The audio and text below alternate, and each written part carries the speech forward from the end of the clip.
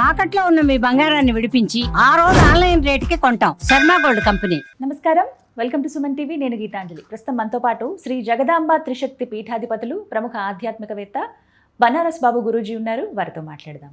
గురుగారు నమస్కారం అండి. శ్రీమాత్రే నమః. కొన్ని ప్రశ్నలు అడుగుతూ ఉంటారండి కామెంట్స్లో. అందులో వచ్చింది ఏంటంటే సాంప్రదాయాలని గౌరవించటం, అవి పాటించటం గురించి అంశం.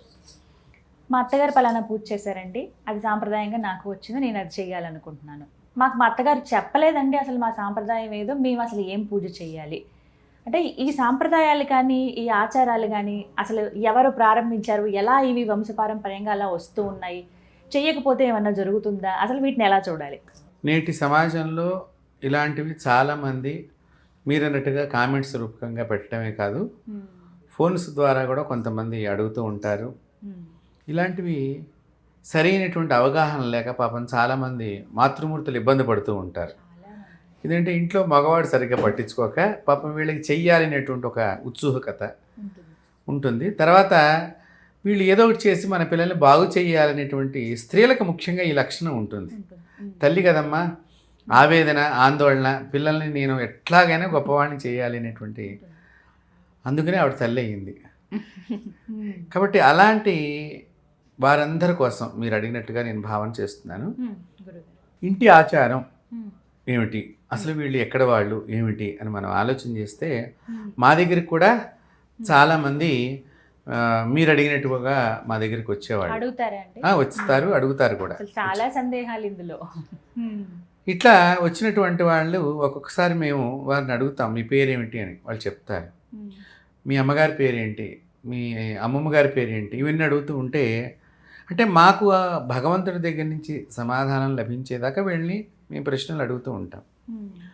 వాళ్ళు అంటారనమాట, గురుగారు ఈ పేర్లన్నీ ఎందుకు మీరు అడుగుతున్నారు అని చెప్పేసి. అప్పుడు మేము ఎందుకు అడుగుతామో వారికి తెలియదు, వాళ్ళకొక ఎందుకు అడుగుతున్నారు ఏంటో అన్నట్లుగా వాళ్ళు అడుగుతూ ఉంటారు. నేను చాలామంది దగ్గర వాళ్ళు ఇట్లా బాధపడుతూ వచ్చిన వాళ్ళ దగ్గర నేను అబ్జర్వ్ చేస్తే అమ్మవారి దగ్గర నుంచి నాకు వచ్చినటువంటి సమాధానాన్ని మీతో పంచుతున్నానమ్మా. వాళ్ళు ఇట్లా పేర్లు చెప్పిన తర్వాత వాళ్ళు మాది పలానా ఊరండి అని చెప్తారనమాట. మీ ఊరు అది కాదు అని నేను అంటాను. లేదండి, మా మావయ్య గారు అక్కడే పుట్టారు, మా బాబాయ్లు అక్కడే పుట్టారు, మా అమ్మాయి అక్కడే పుట్టిందని. లేదమ్మా, అంటే మీరు ఇక్కడి నుంచి ఇది మీకు 3వ ఊరు, అతపూర్వం ఈ పలానా చోట నుంచి ట్రావెల్ చేసి ఇది మీకు 3వ ఊరు, కాబట్టి ఇదేదో కనుక్కొని రండి అని చెప్తే చాలామంది అలాగా వచ్చి గురువుగారు క్షమించండి మీరు చెప్పిందే నిజం అన్నటువంటి వాళ్ళు చాలామంది ఉన్నారు నా దగ్గర. ఇప్పుడు ఏంటంటే చాలామంది ట్రావెలింగ్ ద్వారా వారి వారి సంప్రదాయాలను కోల్పోయిన వాళ్ళు చాలామంది ఉన్నారు. వలస వచ్చేస్తారు. ఎస్, మీరు అన్నది కరెక్ట్. వలస రావటం ద్వారా కానివ్వండి, ఏదైనా ఉద్యోగార్థమే కానివ్వండి, లేదా వివాహానంతరం ఇంకో ప్రాంతం నుంచి ఇంకో ప్రాంతానికి వెళ్ళిపోవటం కానివ్వండి, ఇలా జరుగుతూ ఉంటుంది. ఇప్పుడు ఇలా ఇది కాకుండానమ్మా పూర్వకాలంలో ఎలా ఉండేదంటే, ఇప్పుడు ఒక పెద్ద కుటుంబం దగ్గర, కాస్త ధనవంతుల కుటుంబం దగ్గర వారి పనివాళ్ళు కానివ్వండి, వారి పొలం పని చూసేటువంటి వాళ్ళు కానివ్వండి, లేకపోతే వారి ఇంట్లో ఏదైనా బట్టలు ఉతికేటువంటి వాళ్ళు కానివ్వండి, ఏదైనా అందరూ కూడా ఒక పంచన ఉన్నట్టుగా వారింటికే ఉండేవాళ్ళు పూర్వకాలంలో. ఇప్పుడు వీళ్ళు ఇక్కడి నుంచి ఏదన్నా వెళ్ళిపోవాల్సి వచ్చింది అనుకోండి, ఇక్కడ వాళ్ళకి కలిసి రాల పంట, వీళ్ళందరినీ కూడా కుటుంబంలాగా పక్క ఊరు పట్టుకెళ్ళేవారు. ఇలా కూడా జరిగినాయి కొన్ని సందర్భాలు. ఈ జరిగినప్పుడు ఏమవుతుందంటే, ఇప్పుడు ఇక్కడ ఉండంగా వీళ్ళకి ఒక దేవత ఉంటుంది ఈ ఊళ్ళో ఉండంగా, ఈ దేవతారాధన అక్కడికి ఊరికి పోయినా కూడా చేసేవారు. సో అక్కడ ఒక చెట్టు దగ్గర, ఒక కొండ దగ్గర ఏదో వీళ్ళు ఒక దేవతని పవిత్రమైన ప్రదేశంలో పెట్టుకుని ఆరాధన చేస్తూ ఉండేవాళ్ళు. అయితే ఆ ఊళ్ళో వాళ్ళకి ఈ దేవత కొత్తగా కనిపిస్తుంది.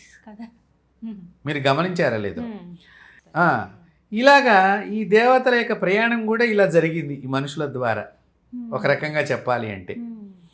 అందుకనే మనకి అక్కడక్కడ కూడా కొన్ని చోట్ల ఈ దేవతలు సేమ్ అదే పేరుతో దేవాలయాలు మనకు కనిపించడానికి గల కారణం కూడా ఈ విధంగా అన్నమాట. ఈ విధంగా కొంత సంప్రదాయాలు ఆ ఊరికి అట్లాగా ఇక్కడ చేస్తున్నప్పుడు వీళ్ళు మళ్ళీ ఈ ఊరు వచ్చినప్పుడు బాగా ఎదిగారు అనుకోండి, అప్పుడు చుట్టుపక్కల వాళ్ళందరూ వీళ్ళు ఏదో పూజ చేశారు ఆ దేవతకి, వీళ్ళకి బాగా కలిసి వచ్చింది, ఏమిటండి మీరు చేసిన పూజ అని అడుగుతారు. చెప్పండి అని అడుగుతారు అంటే అది గొమ్మ మాకు కొండాలమ్మ తల్లి ఉంది, మా ఎలువెల్పు అని ఏదో ఒక అమ్మవారి పేరు. ఇప్పుడు నేను కొండాలమ్మ తల్లి అనేది ఒక పేరు చెప్పాను మీకు, ఇంకొకరికి తలుపులమ్మ తల్లి ఉంటుంది, ఇంకొకరికి మైసమ్మ తల్లి ఉంటుంది, ఇంకొకరికి రేణుక ఎల్లమ్మ తల్లి ఉంటుంది. ఇలాగా వాళ్ళు చెప్పినప్పుడు మీకు అప్పటిదాకా అసలు ఆ దేవత ఎవరో తెలియదు, మీరు విని ఉండరు ఒకసారి, ప్లస్ మీకు కూడా అసలు ఆ దేవత విషయాలు కూడా తెలియవు. ఇప్పుడు ఇక్కడికి వచ్చేసరికి ఏమైంది, వీళ్ళు చెప్పంగానే అయ్యో నేను కూడా బాధపడుతున్నాను కదా, వాళ్ళకి బాగా కలిసి వచ్చింది కదా చేస్తే, సో నేను ఆ దేవతని ఆరాధన చేద్దాము అని వీళ్ళు బయలుదేరుతారు. ఇక్కడ జరుగుతున్నటువంటి కొన్ని లోపాలు కూడా ఉన్నాయి. ఏంటండి లోపం? అంటే ఈ దేవతను పూజ చేయడం వల్ల తప్పు కాదు, ఈ దేవతను నమస్కరించడం చేయడం తప్పు కాదు, కానీ అసలు మీరు నిత్యము కొలిచే దేవత మీ ఇంటి దేవతను వదిలేసి కొంతమంది ఈ కొత్త దేవుడు అన్నట్టుగా కొత్త కొత్త దేవతలను ఆరాధన మొదలు పెడుతున్నారు. ఇది ప్రమాదం, అది తప్పు, అలా చేయకూడదు. మీ ఇంటి దేవుడిని కొలుస్తూ ఇక్కడున్న అమ్మవారికి మీరు పసుపు కుంకుమ సార ఇవ్వటంలో తప్పు లేదు, కానీ మీ ఇంటి దేవుడు ఎవరు, వారి యందు మీకు విశ్వాసం పరిపూర్ణంగా ఉండాలి. ఇది వీక్షకులు ముందర గమనించాలి. చాలా మందికి తెలియదని సమాధానం ఇస్తున్నారండి. ఇప్పుడు దేవుడు తెలియదండి ఎవరో అని. ఒక్క మాటమ్మా, నేను ఇట్లా అంటున్నాను మీరేమనుకోవద్దు. మీకు వీకెండ్ వచ్చింది, మంచి హోటల్స్ ఎక్కడున్నాయి చెప్పండి. టక్కున ఇంటి చుట్టుపక్కల కానీ ఎప్పుడు వెళ్ళేదేమన్నా మీరు సెర్చ్ చేస్తున్నారా లేదా ఫోన్లో పట్టుకుని? మరి దాని మీద ఇంట్రెస్ట్ ఉండబట్టేగా నువ్వు సెర్చ్ చేసింది. మరి ఇంటి దేవుడు ఎవరు మనం తెలుసుకోవాల్సిన బాధ్యత ఎవరు సెర్చ్ చేయాలి? మనమేదే ఉంటాం.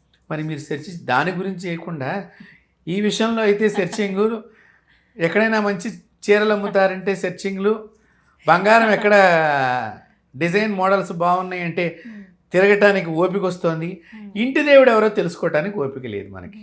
ఇలా అంటున్నాను, వేరేగా అనుకోవద్దు. అంటే కనీసం ఆధారం కూడా లేదండి మాకు, చెప్పేవాళ్ళు ఎవరు లేరు అనేవాళ్ళు కూడా ఉంటారు. వాస్తవం, చెప్పేవాళ్ళు ఎవరు లేరు అని అనుకున్నప్పుడు మీరు ఏ జిల్లా వాళ్ళు, దాన్ని బట్టి దేవతలు బయటకు వస్తారు. ఓ అలా తెలుసుకోవచ్చు. ఇప్పుడు మనకి యాదగిరిగుట్ట లక్ష్మీ నరసింహస్వామి వారు, ఇక్కడ ఉండే వాళ్ళందరి పేర్లు ఏముంటాయమ్మా? యాదగిరి, యాదయ్య, యాదమ్మ, యదుభూషణ్, ఇట్లా యా అనే అక్షరంతోనే మీకు పేర్లు ఉంటాయి. మీరు బాగా గమనించండి.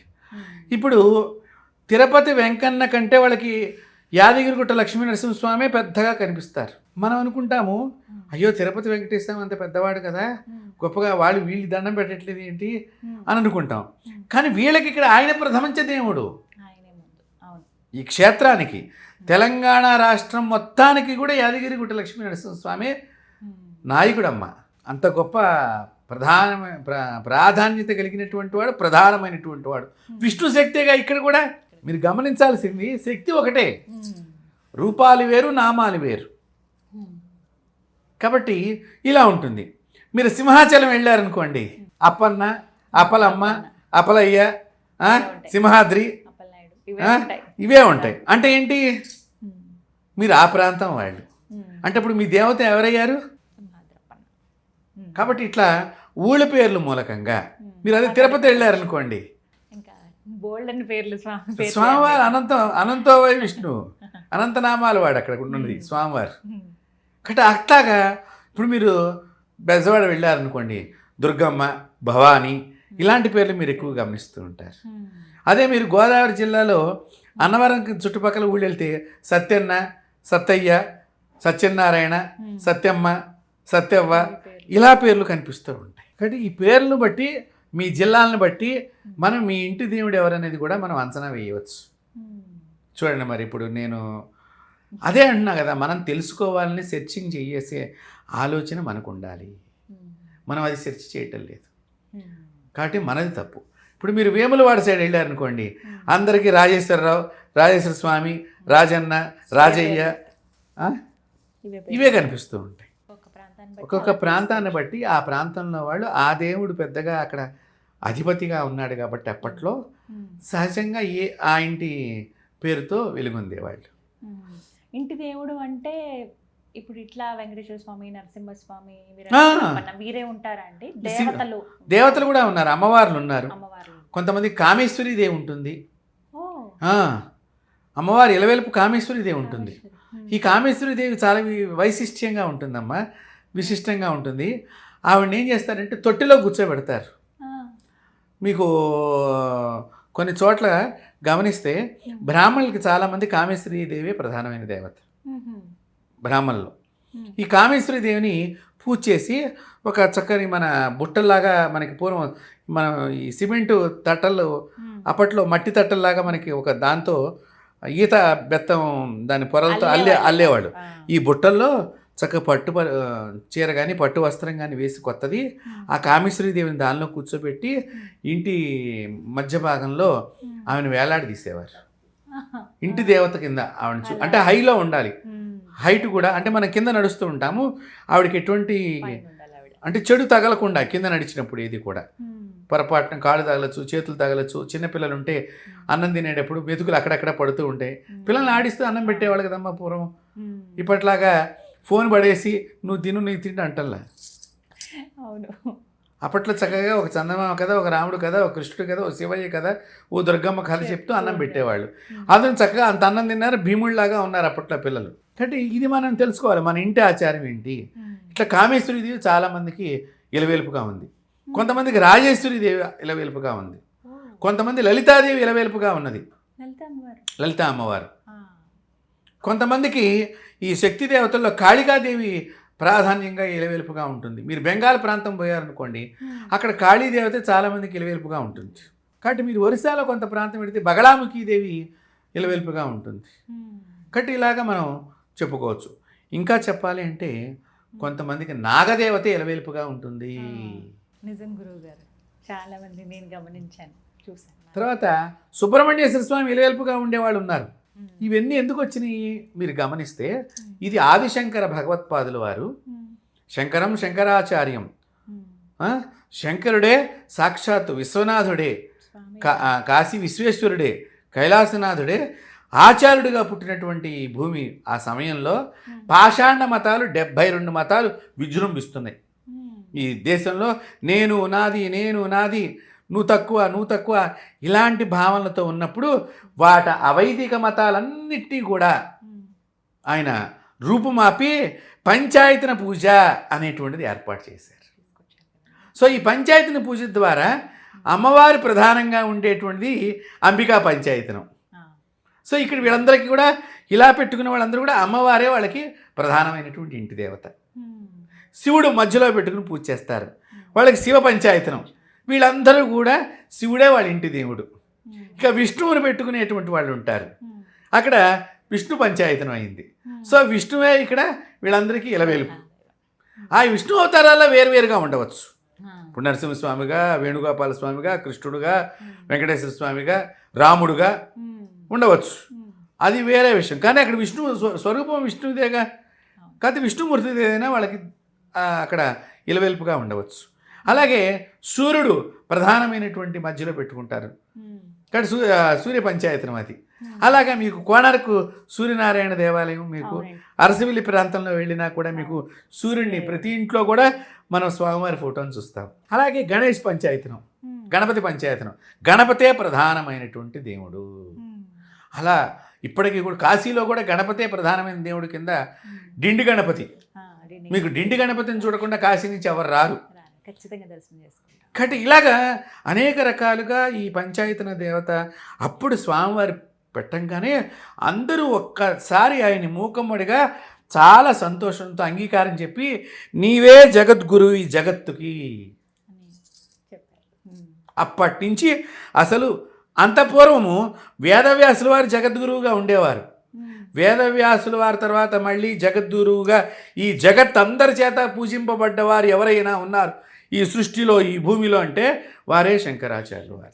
కాబట్టి అలాంటి శంకరాచార్యులు వారు ఈ పంచాయతనం పెట్టడం మూలకంగా కొంతమందికి అమ్మవారు ఇలవేలిపోయింది, కొంతమందికి స్వామివారు శివుడు ఇలవేల్పుగా, విష్ణువు ఇలవేల్పుగా, సూర్యుడు ఇలవేల్పుగా, సుబ్రహ్మణ్యేశ్వర స్వామి ఇలవేల్పుగా, నాగదేవత ఇలవేల్పుగా, ఇలాగా ఒక్కొక్కరికి ఇలవేల్పుగా అయ్యారనమాట.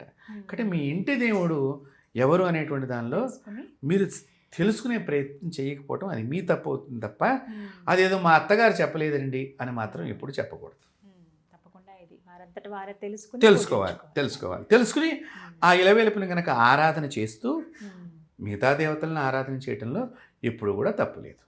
కాబట్టి ఈ విధంగా మన కులదేవతని, మన ఇంటి దేవుణ్ణి మనం తెలుసుకోవాలి. సద్గురువుని ఆశ్రయించినట్లయితే దానికి తప్పకుండా సమాధానం లభిస్తుంది.